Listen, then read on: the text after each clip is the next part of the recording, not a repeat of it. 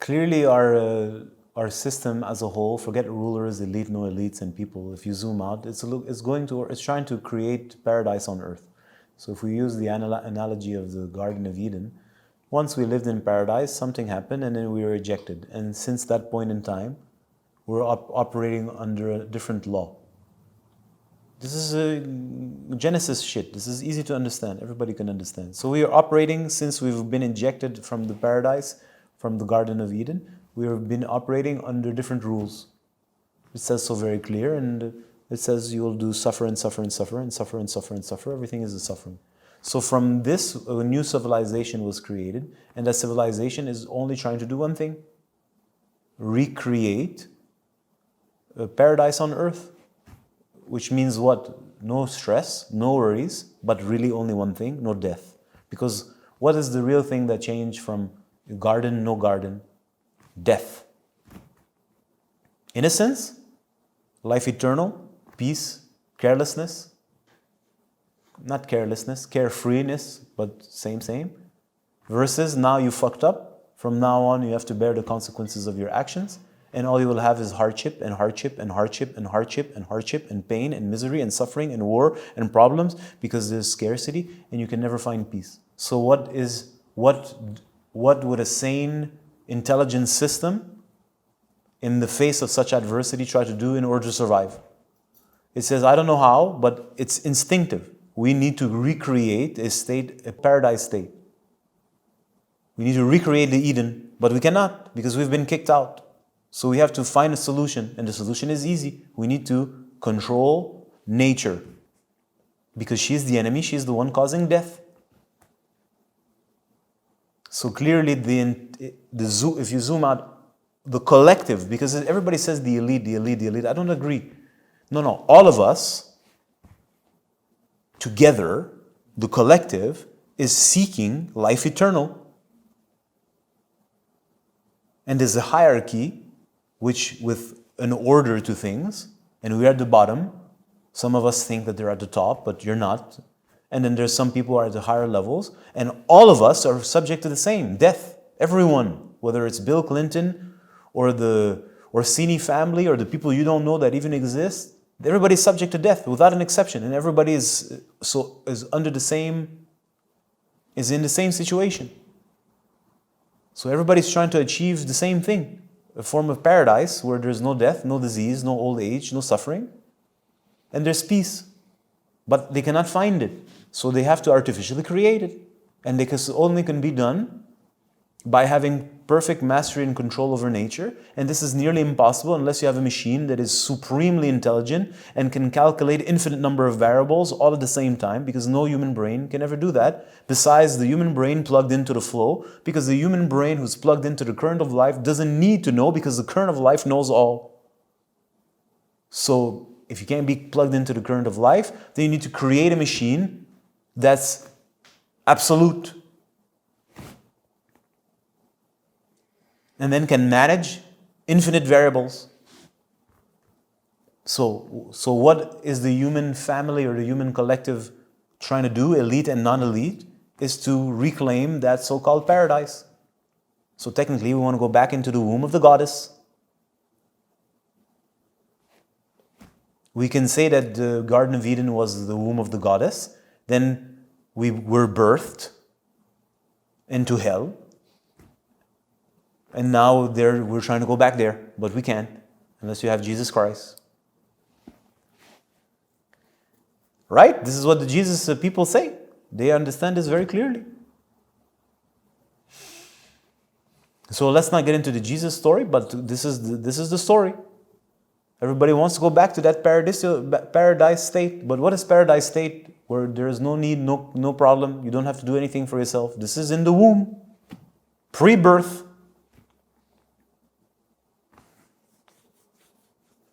Anyways, let's not waste time juggling with this one, but clearly you can see the direction of humanity and what it's trying to do, and it will achieve it to whatever degree it can for some time until it blows up in its face, and we'll see then. This is a whole other conversation we're not really having now. But the camp, the system is off the current. So technically it's a camp.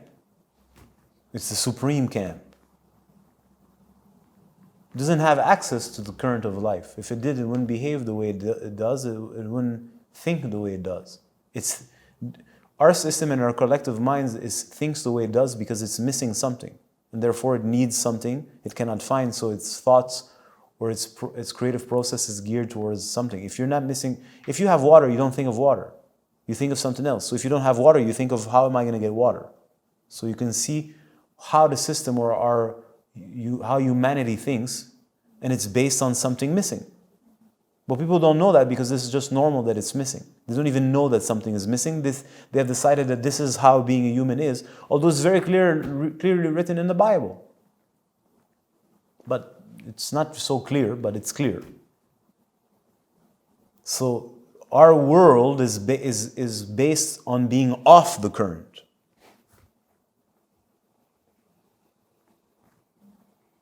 And of course, we are trying to establish a place of security and safety and bliss and happiness off the current, which technically is impossible. So how do we achieve this?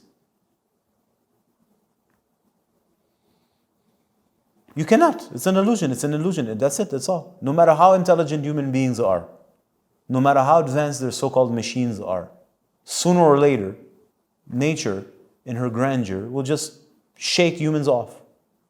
There's nothing they can do. No. We're going to create machines that are able to control. Let's pretend the earth has a core. We can control the core, and then we can look at how far they will go in order to be able to control and control and control. And sooner or later, it'll blow up in their face. So I'm not one to speak of Atlantis or whatnot, but I have a sense of the Atlantean story. I've read many, I don't know how to say, depictions, or they tell you the stories of there from different angles. It's always the same. It was a supremely advanced civilization, so far advanced from ours, and guess what happened? Shit blew up in their face.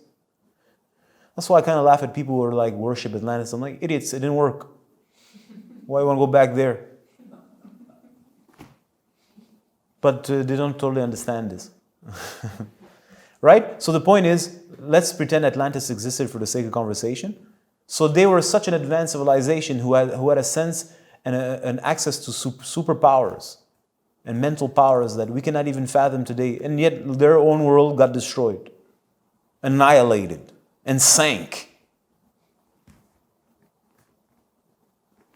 So what does that say? That means it doesn't work. That's what it means. It may have lasted thousands of years. Who cares? It doesn't work at the end. So that's why I say it's an illusion. It's a temporary paradise. So it's great if people are happy with temporary. Good for them. Like I said, I have no problem. Whatever works for you. Me, temporary shit doesn't work for me. I want something that's forever. If I'm with a girl, it's forever. It's not hanging out for a year or 200 years. No. It's all the way. That's the kind of person I am. I'm intense and I like big things. So if I'm going to have peace, it's got to be eternal peace. It's not just a little bit of peace. It's not peace for 1,000 years or 2,000 years or 10,000 years or 100,000 years. I'm like, nah, I want the big one. I want the one that's absolute. I want the one that's eternal. I don't want the one that eventually wanes. Because you can't relax. How can you relax if you know, let's say you're on vacation and you know vacation is ending in a year. You can enjoy for a couple of weeks, but somehow you're thinking about its ending at some point. So if they tell you your vacation in 1,000 years, you're like, great, so you're going to enjoy 900, no, I'm not going to enjoy 999 days.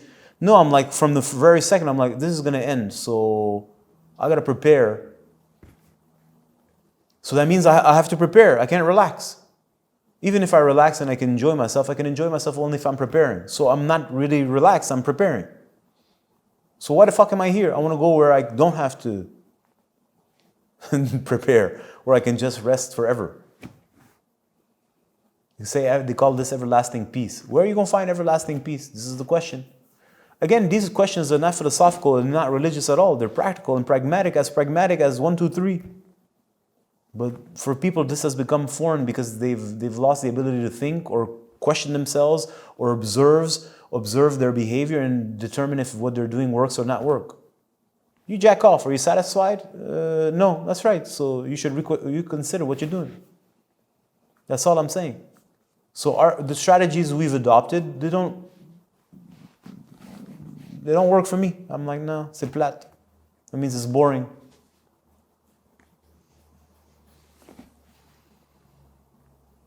It's not deep enough.